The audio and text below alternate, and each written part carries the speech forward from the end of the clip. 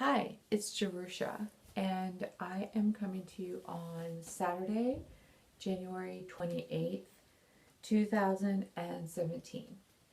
I have been learning a lot, as always in my life. I don't know if you guys know that about me. I don't know if I've stated it, but I do learn a lot in my life. I go through times of incubation periods, but I'm always learning.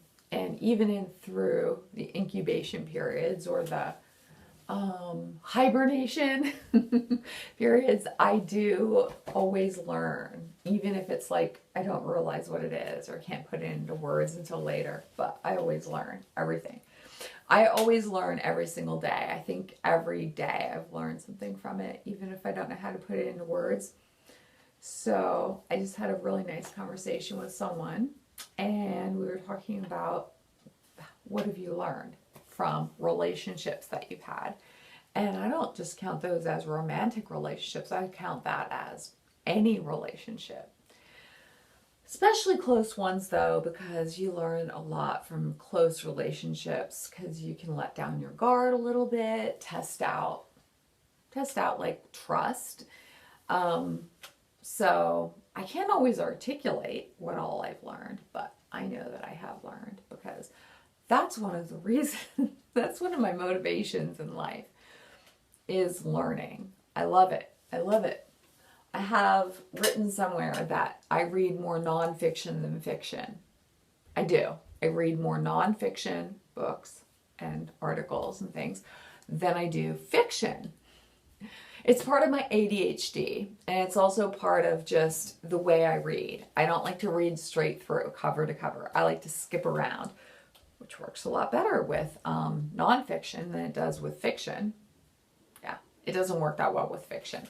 I haven't figured out how to make that work yet with fiction.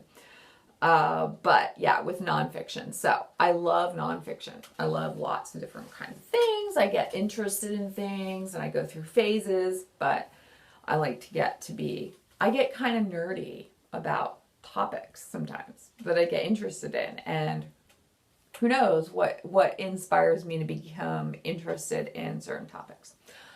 But I think that it's great. I think life is probably not going to be long enough, even though I definitely don't want to live forever.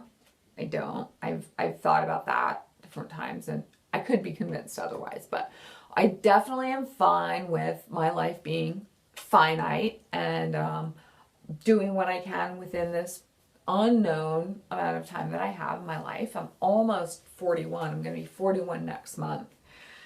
And I'm still okay with that. I'm still okay with becoming old. I'm still okay with becoming an old lady. And I'm still okay with maybe dying. Like, some people don't grow to be old. Some people actually end up dying unexpectedly before that. I'm still okay with that. I'm very excited about things being unknown and taking every day as if it could be your last, potentially. So that's something that I like. I don't have any fantasies about finding everlasting life and living forever. And I don't also have any fantasies about the afterlife. I don't have any ideas that like, oh, I need to have an afterlife. I really need to believe in an afterlife. No, not so much. I'm pretty humble when it comes to me in relationship to the entire universe of molecules and atoms. That's okay. I'm okay with that. I'm comfortable with that. So, what's my point? What am I talking about here? Well, I know that having a YouTube channel, you don't have to only have one topic. I just met last evening, went to a talk at Portland State University. There was a talk on free speech. A friend of mine invited me to it just earlier in the day, and I didn't even research it to see what's it about, but I knew it was open enough of a topic, not too political of a topic, that I could just go and just be like, yeah, I'm going to go with my friend and I'm going to listen to it and not even have any expectations. One of the three panelists on this talk that I went to, which costs $15, by the way, $15.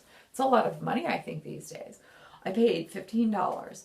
I didn't know until I got there, but it was fine. I just paid it before I went in. One of the panelists has a YouTube channel he has a show on YouTube. It's called the Rubin something show. I've subscribed to it, so you'll probably see it if you look at my subscriptions below. I watched part of one video last evening after I got home.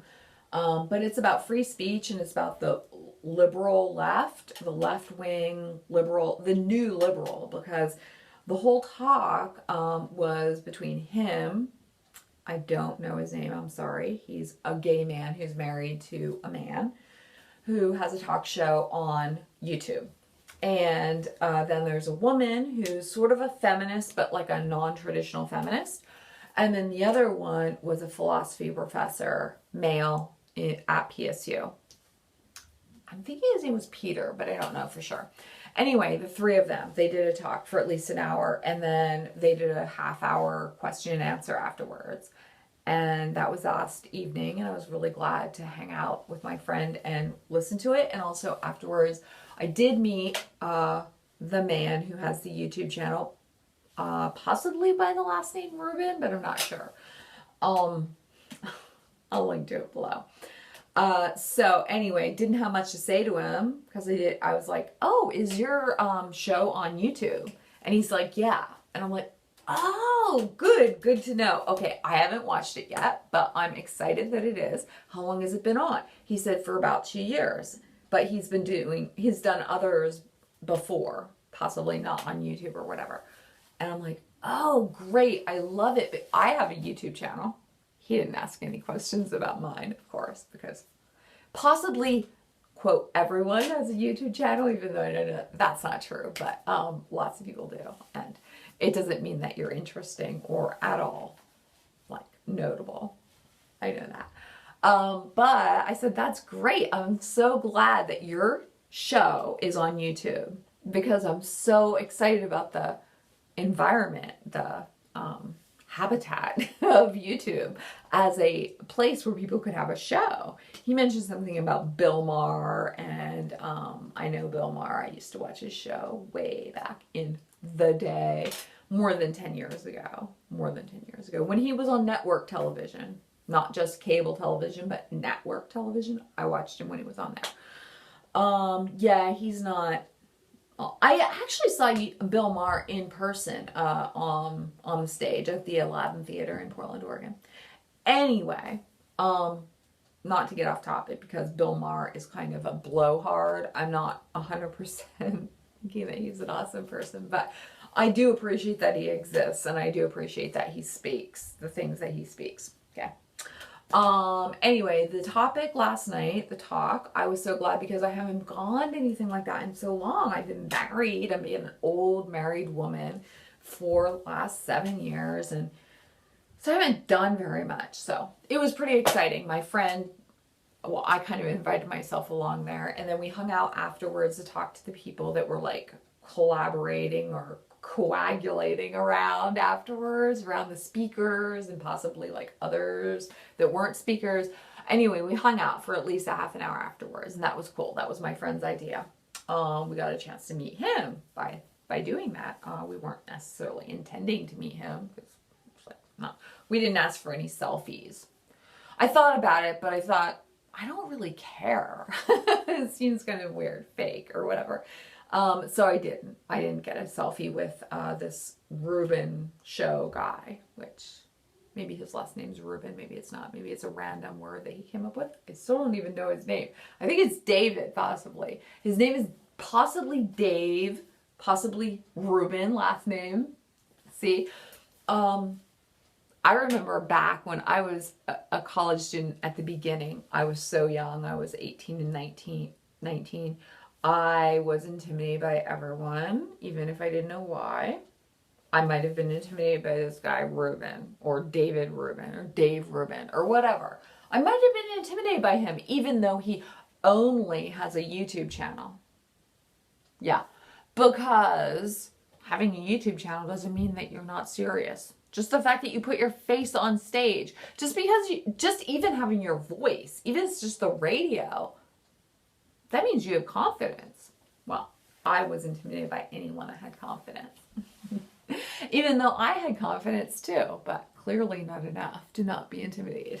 To speak with someone like a human being, like just two human beings to each other. Yeah. So I've learned a lot in my last 20 years of life, because I'm almost 41 and I was like 19, 20-ish around that time. So in the last 20 years, I think I've learned a lot. Possibly not as much as a lot of people.